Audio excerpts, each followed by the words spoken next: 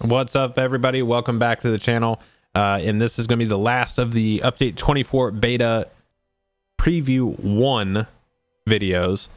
We have one more thing that we want to talk about here, and that is going to be the changes that are being done to the virtue system. Now, I was a little bit cautious of this when the system was first announced in the producer's letter, and fast forward to now. I'm a little bit I think I'm kind of down the middle on this one. I see some pros to it and I see some cons to it, and so let's talk about those right now. Same way that you're gonna get to it as before, so whatever your hotkey bind is for it, and you go to your trait tree panel where you've got your different setups here. We're gonna slide down to virtue traits. Now, first thing you're going to notice, obviously, is it's very large. It's a very big UI here, and it's going to look a lot different, and there's a lot of numbers here. What the heck do these things all mean? All right, so if we were looking at charity here in the corner, so you have your current value, which, yes, that does say rank 51, believe it or not. It says rank 51, and I should say before I get too far into this, is this character was copied over from live for this test. All of my virtues were 20 or higher, or whatever the cap is right now, or higher. And that's why you're seeing some variations in those numbers, but they're all at least level 50, with the exception of wit, which I'll get into that in a minute. So a couple things with this. The number in the upper left hand corner of each block is your current level. The one on the right is the next level, and then directly underneath this is going to show you how many out of the total. So you're going to see most of these, looking through, actually all of them can go to rank 60. And there's a couple things with this.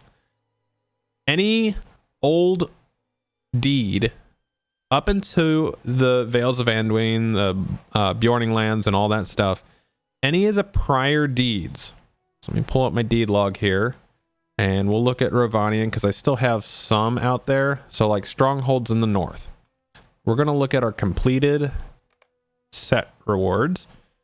You're going to still see that there are still virtues attached to these. Okay, those will stay put. So anything that is of old value, you'll still be able to go do that specific thing and earn that rank. That does not change.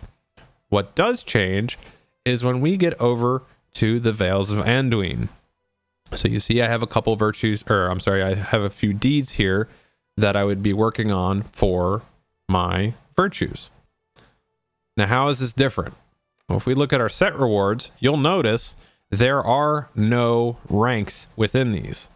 These will just give XP, and this is actually something I'm going to request, is that they put the amount of XP that it is worth, that is going to go into your virtue XP. Because we don't get the straight up rank anymore, we just get the XP for going in and doing this. This is where I'm saying it's kind of good and bad.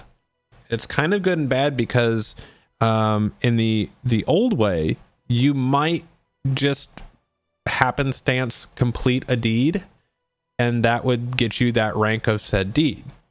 Now, where that system was bad, or potentially bad, was, wouldn't it have been great if that thing you just completed would have counted for something that you were actually equipping?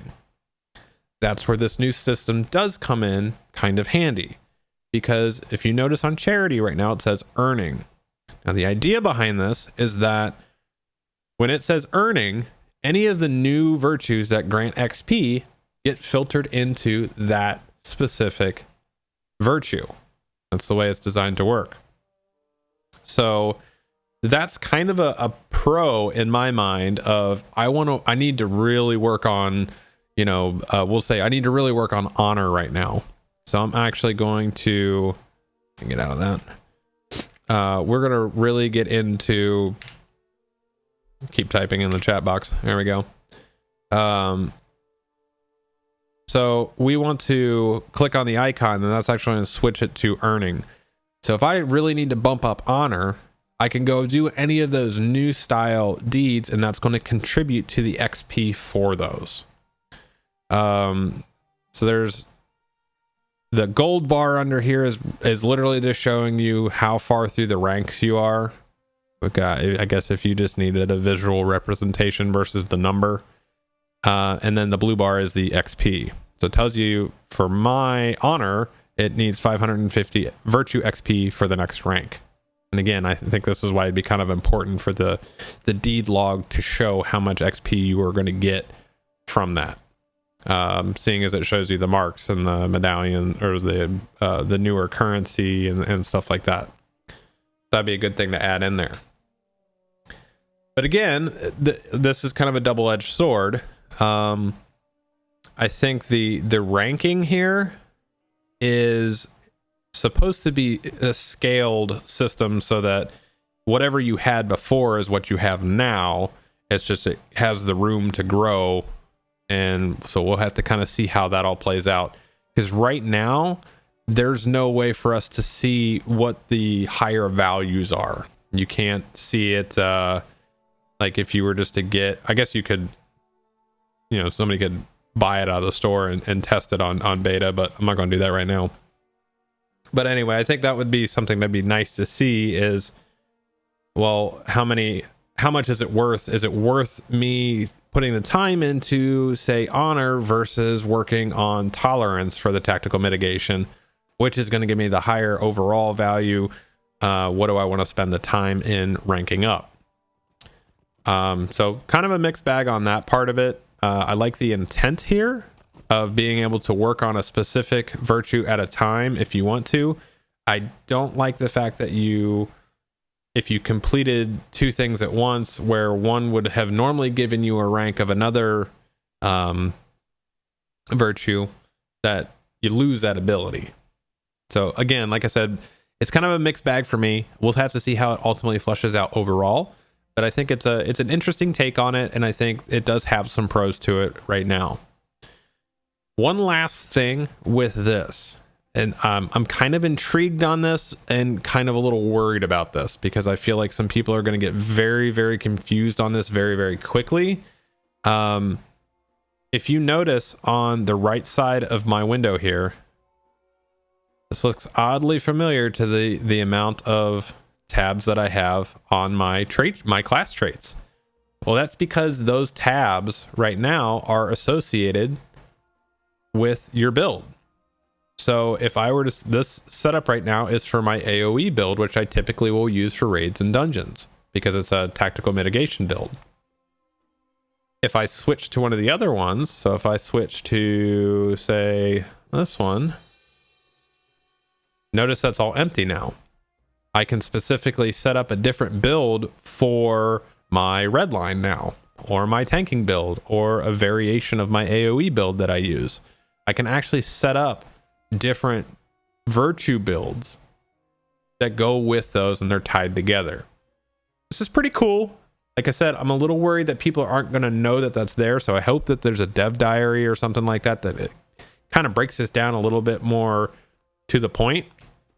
But I think that's actually a really cool idea, and as long as it's implemented and executed correctly, I think that actually could be really cool for the raiders and people are running instances and stuff like that. If you're swapping specs, that but you do need to make sure that you put virtues in there when you're swapping specs, because if not, then well, you don't have any.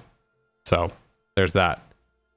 So again, let me know what you guys think about this. Again, it is beta preview 1, so results are going to vary and things are going to change over time based on feedback. So again, as with any of the beta videos, if you have the opportunity to head over to Bullroar and check it out, please do so, and please hop over to the forums. Make sure you're bugging stuff and make sure you're submitting good feedback on the forums so that they have information to go off of, and provide what it is and what the impact to you is, so that they know what is going on and what needs to be addressed.